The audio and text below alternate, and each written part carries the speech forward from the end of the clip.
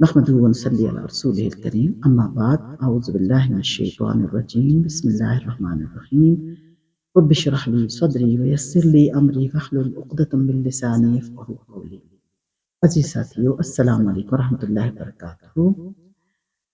آج بات کریں گے نبی کریم صلی اللہ علیہ وسلم کی احادیث مبارکہ پر، اور آپ کی عادات اپنی عملی زندگی میں کیا تھیں، اور ایک سوال بھی آیا ہے، اس کا جواب بھی آپ کو دیں گے۔ نبی کریم صلی اللہ علیہ وسلم نے فرمایا، جب تم کچھ بھول جاؤ تو مجھ پر درود بھیجو، انشاءاللہ یاد آ جائے گا۔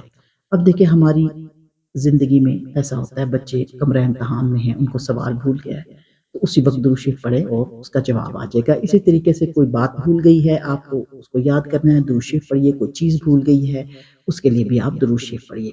یہ بہت قیمتی بات ہے، اس کو اپنی زندگی میں شامل کیجیے۔ سوال یہ ہے، کسی نے پوچھا ہے کہ نماز میں 2 سجدے کیوں ہوتے ہیں؟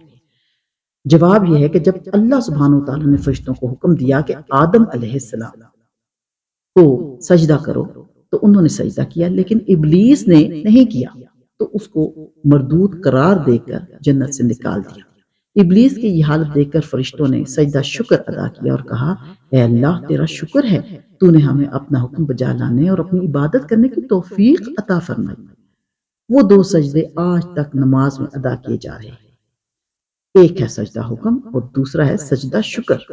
ایک صحابی نے حضور پاک صلی اللہ علیہ وسلم سے پوچھا، ہمیں کیسے پتہ چلے گا کہ ہماری نماز قبول ہوگی؟ آپ صلی اللہ علیہ وسلم نے فرمایا، جب تمہارا دل اگلی نماز پڑھنے کا کرے تو سمجھنا کہ تمہاری نماز قبول ہوگی۔ سبحان اللہ، سبحان اللہ۔ امر بالمعروف کرتے رہیے، اپنے دوستوں میں بیٹھ کے، گروپ میں بیٹھ کے، جہاں کہیں بھی آپ کو موقع ملے 8-10 لوگوں میں، تو اچھی بات ضرور پھیلائیے۔ اللہ تعالیٰ نے فرمایا ہے کہ اگر تم مجھ کو رد کرو گے تو میں تمہیں اپنی نظر میں رد کر دوں گا۔ جب شیطان مردود نے کہا کہ اے رب، تیری عزت کی قسم، میں تیرے بندوں کو ہمیشہ بہکاتا رہوں گا جب تک ان کی روحیں ان کے جسموں میں رہیں گی، اللہ رب العزت نے ارشاد فرمایا، مجھے قسم ہے اپنی عزت اور جلال کی اور اپنے اعلیٰ مقام کی، جب تک وہ مجھ سے استغفار کرتے رہیں گے میں ان کو بخشتا رہوں گا۔ سبحان اللہ، سبحان اللہ۔ آتے ہیں ہمارے پیارے نبی کریم صلی اللہ علیہ وسلم کی کچھ پیاری عادات کی طرف جو ان کی حیات مبارکہ میں تھی۔ نمبر 1، چلتے وقت نگاہ نیچی رکھتے۔ آپ جب بھی چلتے نگاہ نیچی رکھتے، ادھر ادھر فضول میں نہیں دیکھا کرتے تھے۔ نمبر 2، سلام ہمیشہ پہلے کرتے، یہ عادت بنا لیجئے، ہر کسی کو پہلے سلام کیجئے۔ نمبر 3، مہمان نوازی خود کرتے۔ نمبر 4، نفل نماز چھپ کر پڑھتے، یعنی کہ دکھاوا نہیں کرتے تھے نفل پڑھ کے۔ اور آج ہماری عملی زندگی میں کیا ہے کہ قرآن پڑھ رہے ہیں، ہم نے تو اتنے سپارے پڑھ لیے ہیں، ہم نے تو اتنے نفل پڑھ لیے ہیں، آج 7 سپارے پڑھ لیے ہیں، آج قرآن ختم کر لیا ہے، دکھا دکھا کے، بتا کے اپنی عبادت کریں گے تو یہ عادت اچھی نہیں ہے۔ سنت پر عمل کیجیے، اپنی عبادات جو ہیں ان کا دکھاوا بھی مت کیجیے۔ نمبر 6، بیمار کی مزاج پرسی کرتے۔ نمبر 7، جب کھڑے ہوتے آپ کو غصہ آ گیا ہے تو لیٹ جاتے۔ تو اب یہ دیکھ لیں کہ غصہ ہمارا سب سے بڑا دشمن ہے۔ اب دیکھیں گلیوں میں، چوراہوں میں، سڑکوں پہ، یہاں تک کہ 2 سیاسی جماعتیں ہیں، ان کی مخالفتیں آپس میں، تو ایک دوسرے کے ساتھ غصے میں کیسے کلمات بولے جاتے ہیں، تو یہ نبی کریم صلی اللہ علیہ وسلم کی سنت کے خلاف ہے۔ اپنی عملی زندگی میں اس کو اختیار کیجئے کہ غصے کی حالت میں آپ لیٹ جائیے، آپ بیٹھ جائیے، آپ وضو کر لیجیے۔ نمبر 8، مسواک کرتے۔ نمبر 9، عشاء سے پہلے کبھی نہ سوتے۔ مسواک ہماری روحانی، جسمانی اور اخلاقی بیماریوں کا بہت بڑا علاج ہے۔ اور عشاء کی نماز سے پہلے کبھی نہ سوتے، جیسے کبھی بات ہوئی ہے تو عشاء کی نماز سے پہلے اکثر آج کل رمضان ہے، روزے رکھنے کھولنے کے بعد لوگ سو جاتے ہیں، جو کہ یہ اچھی بات نہیں ہے۔ کوشش کریں، جاگتے رہیے، اللہ کا ذکر کرتے رہیے، کچھ گفتگو کریے اچھی آپس میں، دوستوں سے تھوڑی بات کیجیے تاکہ عشاء کی نماز کا وقت جو ہے وہ آ جائے اور آپ نماز ادا کریں، اس سے پہلے سو نہ پائیں، کیونکہ سستی آ ہی جاتی ہے افطاری کے بعد۔ خیال رکھیے۔ نمبر 10، کبھی کھل کر نہ ہنستے، صرف مسکراتے۔ اور اب آپ دیکھیں، بعض اوقات ایسا ہوتا ہے لوگ اس طرح زور سے ہنستے ہیں کہ آواز دوسرے گھر میں جاتی ہے، پورے گھر میں گونجتی ہے، تو یہ عادت بھی اچھی نہیں ہے۔ کوشش کریں کہ آپ بہت آہستہ آواز میں، جیسے نبی کریم صلی اللہ علیہ وسلم ہنستے تھے، مسکراتے تھے، بالکل اس طرح کا طریقہ اختیار کیجیے۔ جب حضور کریم صلی اللہ علیہ وآلہ وسلم کا وصال کا وقت قریب آیا تو آپ صلی اللہ علیہ وسلم نے جبرائیل علیہ السلام سے پوچھا کہ کیا میری امت کو بھی موت کی اتنی تکلیف برداشت کرنی پڑے گی؟ تو فرشتے نے کہا جی، تو آپ صلی اللہ علیہ وسلم کی آنکھ مبارک سے آنسو جاری ہو گئے۔ اللہ تعالیٰ نے فرمایا محمد صلی اللہ علیہ وسلم آپ کی امت اگر ہر نماز کے فوراً بعد آیت الکرسی پڑھے گی تو موت کے وقت اس کا ایک پاؤں دنیا میں ہوگا اور ایک جنت میں۔ سبحان اللہ، سبحان اللہ۔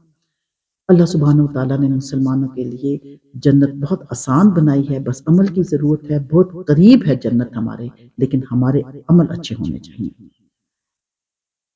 ایک اور بڑی قیمتی بات ہے کہ جو شخص سوتے وقت 21 بار بسم اللہ پڑھتا ہے، اللہ تعالیٰ فرشتوں سے فرماتا ہے کہ اس کی ہر سانس کے بدلے نیکی لکھو۔ آپ دیکھیں ہم سو رہے ہوتے ہیں، ہم مسلسل سانس لے رہے ہوتے ہیں، تو آپ سوچیں کہ جب بسم اللہ الرحمن الرحیم 21 دفعہ پڑھ لیا تو یہ ہمیں کتنا فائدہ ملے گا۔ اس کے علاوہ جو مسنون دعائیں ہیں ان کو زیادہ اہمیت دیتے ہوئے ساتھ اس کے شامل کر لیں تو اللہ سبحانہ وتعالیٰ ہم سب کو اپنے حفظ و امان میں ہی رکھنے والے ہیں۔